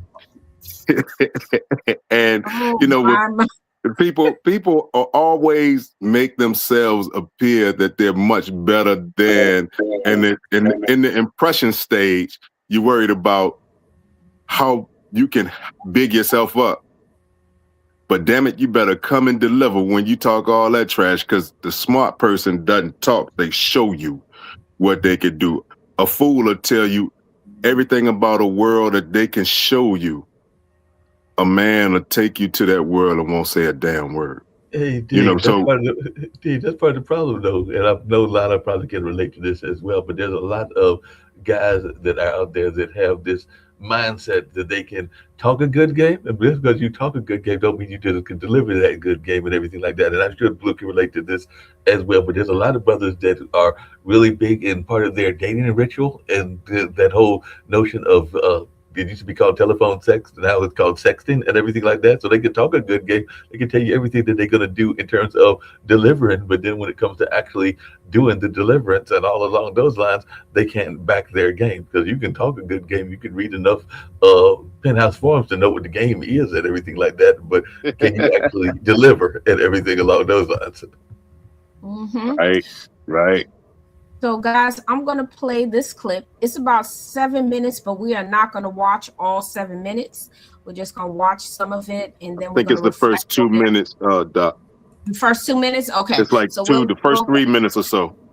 Okay, so we'll watch the first 3 minutes, we'll reflect on it, and then we will begin to give our feedback, and then we will end the show. So here we go, guys. Let's see what's going on here. My shit, bro. What is y'all talking about? I don't give a fuck if I get food stamps or not. Since I gotta go, I'm taking all my shit and my food. Y'all ain't keeping my shit. I don't give a fuck about none of you son of bitches in here. Y'all gonna go home. Fuck with me. Man, I need my butt. I need everything. Fuck is you talking about, bro? My meat? Man, I don't give a fuck. This shit came off my link card. It's my oranges and everything. Fuck is wrong with you, bro? You mad? Those oranges came off. Man, I don't give a fuck. If I gotta go, all my shit I bought gotta go. Fuck is you talking about, bro? Pizza bite, waffle. Every fucking thing. You sitting here mad because you cheated on me. Born. Fuck is wrong with you? You cheated on me. Man, so what? Mind your motherfucking business next time. Fuck is you talking about? So I gotta stay up getting the fuck on because I gotta go. All my shit leaving, bro. So your kids gotta fuck go. Fuck is you talking about, bro? That's on you. At this point, fuck it. Since you want to be so invested in what the fuck I got going on, figure out how they gonna eat. Hear this dude on the phone talking about, I told you, if you come to my house, I'll buy you some food. Right. And so he going back and forth. I'm pretty sure it's a girl on the phone. And so the girl must be saying like, no, but you can bring me some food, right? Because then I hear him say, I told you if you come to my house, I'll get you some food. It's a burger joint. Okay. Ain't nothing over on the menu over $13 fucking dollars. Now he's talking about, oh, so what, you just want to use me for food? he was white, and not that that's important, but for some reason, a lot of black women think that the other races don't act like our men. There's all of them. Okay, every fucking last one of them. Don't matter where you go. You just gotta be on your shit and don't accept no bullshit. Okay, but you trying to get the.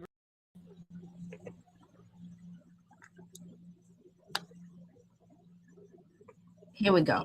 So we're gonna stop it right there. So what did you all observe this man is doing? Now I'll just say my piece and then you all can pick up from here. Obviously he was mad. You can clearly see that. He taking food out of the house, putting it in the trash bag. He's so livid. And then she says and reveals to everyone, you just mad and you taking the food because you cheated. And then you have the other lady commentating that, you know, that he's pretty much trying to get her to come over to him for the food. So I don't know what type of relationship this is, but this is one where I would recommend them to part. I'm sorry, because I'm a forward therapist and I would tell them, do you really think this is a healthy relationship? And if you do, list what is healthy in this relationship, and then I'm going to give you some feedback, because there's no way this relationship is healthy by any means. This is all about what one person can gain from the other. That's what that I wasn't see. healthy at all, and all along those lines. But I did read some of the subtext in that conversation because it was on the video and everything like that. And I've been in those situations before, because it seems like this was a relationship where the person had children and everything like that. So he's taking stuff. So it also is going to be the impact of how that's going to impact the children in the relationship as well. Because if you get into a relationship and there are children in the relationship, they have oftentimes adopted you as part of their family. Not saying that every relationship like that you're going to be their father figure, because they already, in many cases, already have a father, and they should be dealing with the father for the father and everything like that. But there are some women out there that are trying to get a father figure in their child's lives, and then if you start pulling out the food and everything else that you've got in the house and everything like that, then you're leaving a void in those children's lives. So I was also wondering about the impact for the kids, because I did read the subtext in that video, because it was like some writing there that talked about this being a situation where there were kids involved as well. So I was wondering about the subtext with the kids involved as well, because that is something that even I've mentioned on this show before. I sometimes I don't regret, because I find ways to keep in touch with them, because in some cases they were even part of my musical family and all along those lines. But there are some relationships that I will probably never have again, because they have not in my life anymore, whether that was because they were in my life because of my brother's relationships with the mother of the children, because he's dated some women that had children as well, or where they were relationships that I had in my own relationships and everything like that. So there are sometimes that you can maintain contact with the kids if both parties agree to it. And sometimes I've even gone back to some of those friends, and we've become friends even if we realized the relationship wasn't a good relationship, and I've learned as to what their kids are doing. So I do try to stay in their life if it's nothing but learning to how they are progressing in their life as they go into adulthood and everything like that. But not everybody is me. So not everybody's going to do that or want to do that and everything like that. But I do know that that can impact, because even my own mother will sometimes ask about past friends that had kids, because she got to know those kids and everything like that. So they became part of her family. In some cases, they almost became like pseudo grandkids and everything like that. So that is part of what this kind of shock to the system can do to any kind of those relationships. Anyone else? What you think of his behavior? It was very childish, but anyway, anyone else? It was definitely childish. I'm going to say a complete idiot, because you know what? If that's all, you know, you don't have a lot of shit when you taking it out of the refrigerator. Like, yeah, I'm going to take my food back. Well, take your damn food and keep it moving, dog. You cheated on her. Now you mad because she called you on it? Man, take that, go sleep in the car, wherever you going to live, and have at it. You know what I mean? Because he believes that that's a condition of him staying, that he could do what he wants. No, it doesn't work like that. Like, who's gonna put up with your crap? Nobody has to. So if you don't like it, take your little food. I hope you choke on it because you took all of the food and nothing to drink. So when it clogs up in your throat, dog, you're gonna be all right with your attitude. You know what I mean?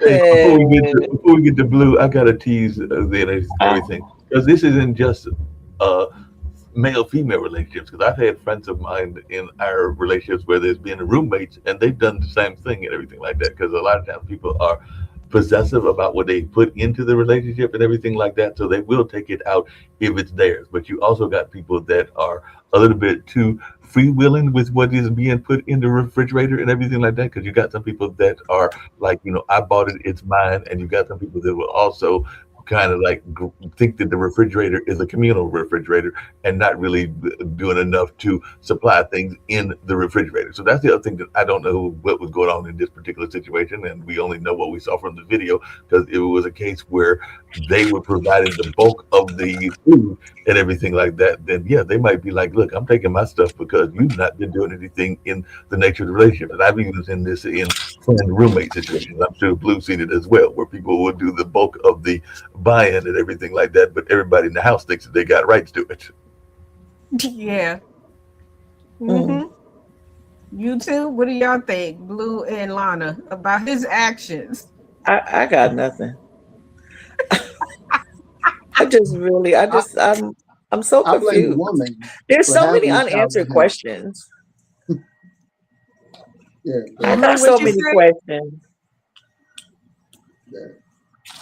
But I blame her for laying down with him. I blame her for Yep. that stuff. I blame her I mean, for him and soul tying herself to him. All fault lies on her. Because he had said that before. He said that shit last month. oh my God. Well, see, we only saw like a few minutes.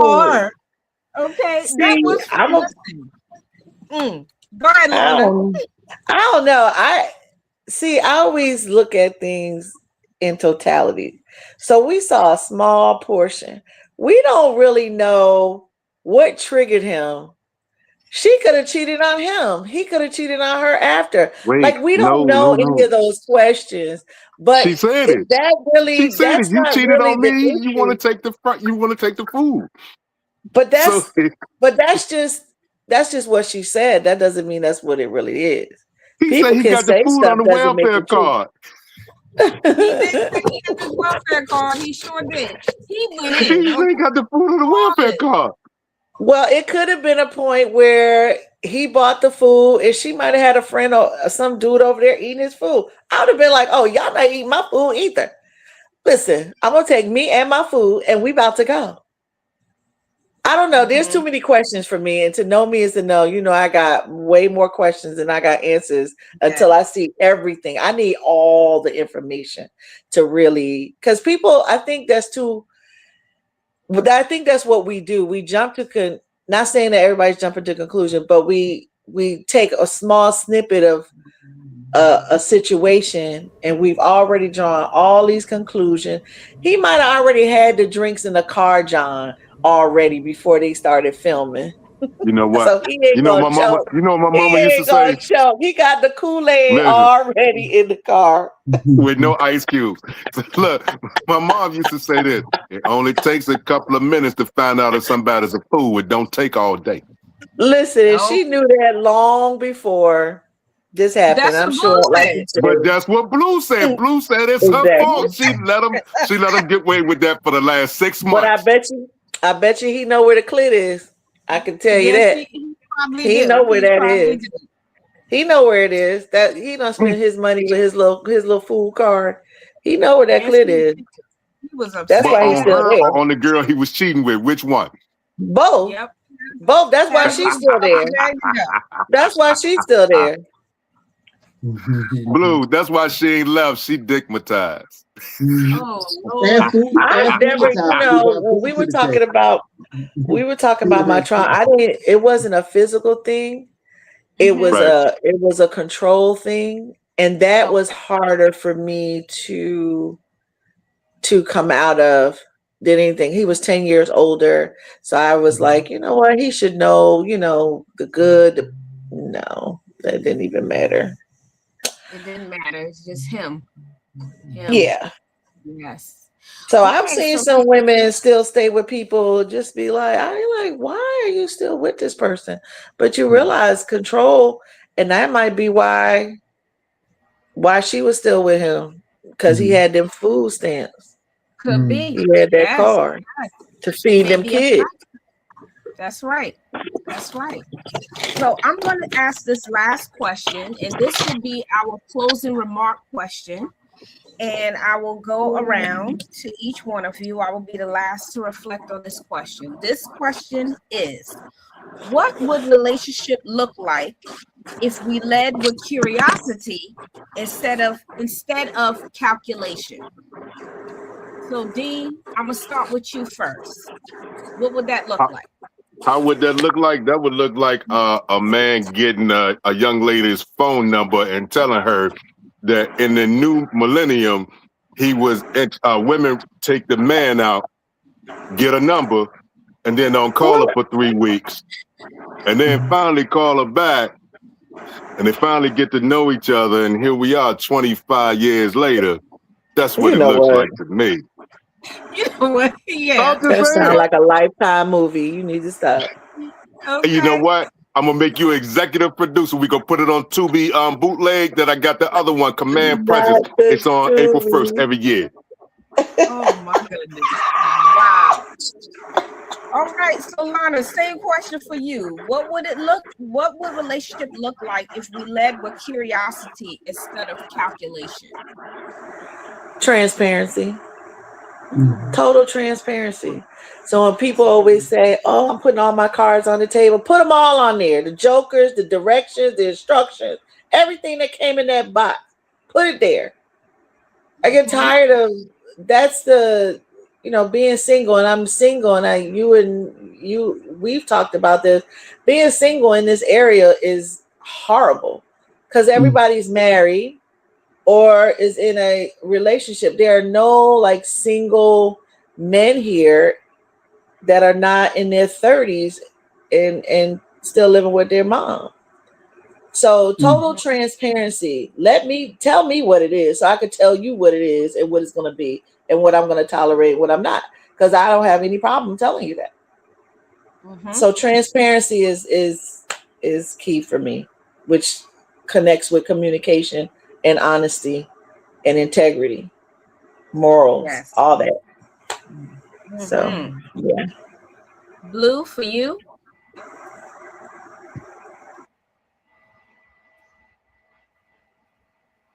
We lose Blue? I would say that, and I mean, I agree with all points, but I believe that communication, that we don't necessarily know how to talk to one another. That I think communication needs to be improved in all aspects in all relationships. I always tell people all the time that communication is the Achilles heel of any relationship. That's any relationship you find yourself in, whether it's your family, romantic, business. Exactly. It's always the Achilles heel. You could always draw it back to some form of communication. Oh, he cheated on me. Well, he didn't communicate his needs, or you didn't hear his needs. That likely was a thing. Or you didn't hear that he had unwanted, things that weren't being addressed. I say everything falls back on communication and improving communication. We're not taught it in our families. We're not taught it appropriately in school. Social media is definitely, if it did teach us, social media is definitely unlearning it. So I would say that we just need to really focus on learning how to communicate, learning how to talk to each other, learning to have discussions, real meaningful discussions, and not just fluff. I can see people all the time. I can say, if you calculate how much time you spend talking to your significant other, or even your kids, in a whole 24-hour period, you spend more time talking to your coworkers than you do with your own bloodline.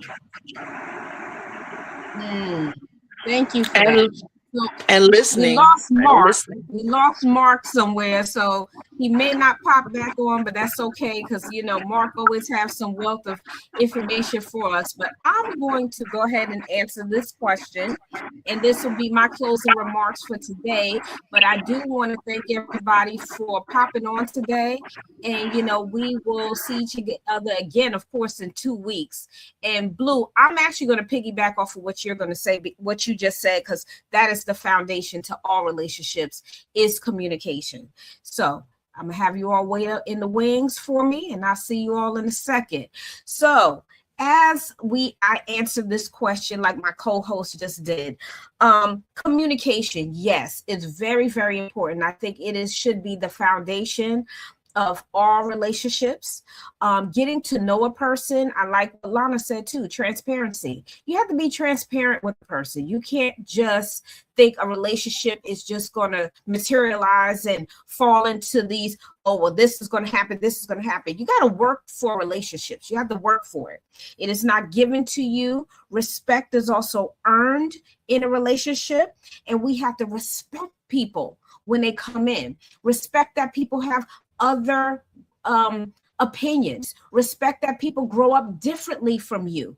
Respect all of that. It's a package when someone comes to you, but the package shouldn't be a price tag at all. That should never, never happen. So when we are sitting here and it's a price tag with a person, that's concerning for me. It's about what am I gaining? So that is what we were talking about earlier with the giving and taking from another person.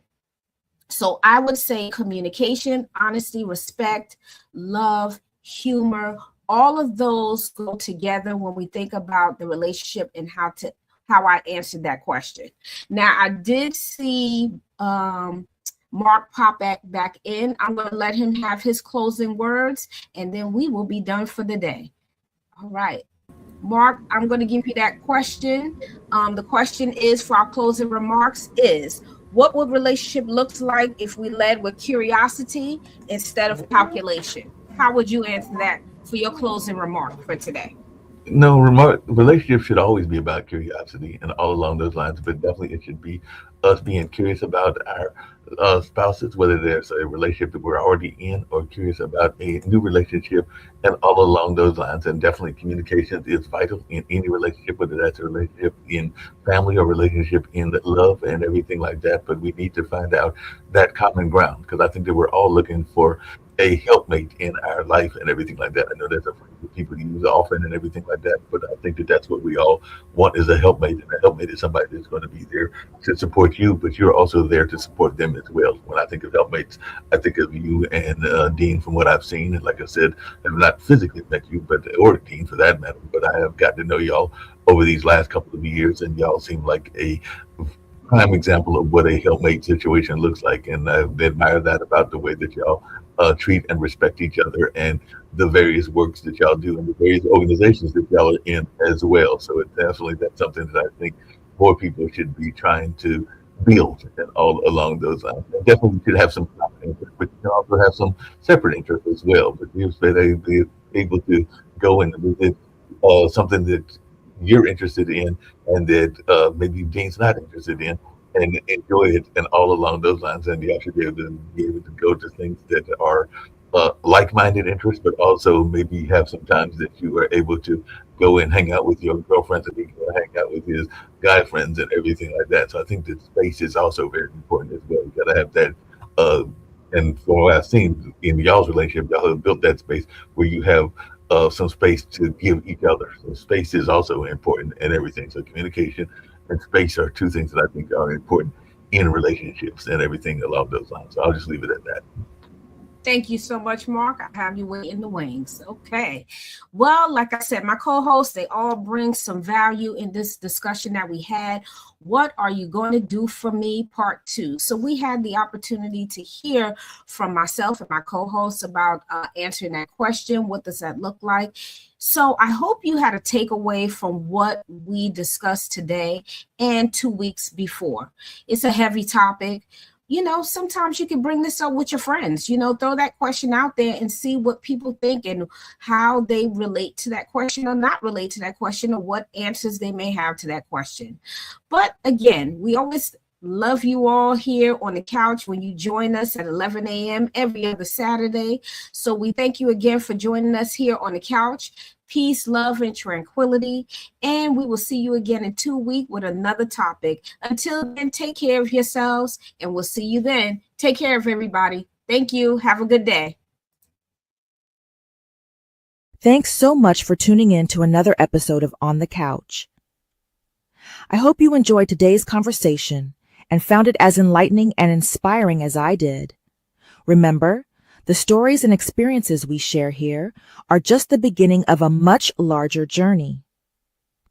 Don't forget to subscribe on YouTube, look for the notification on Facebook, and find us on your favorite podcast platform.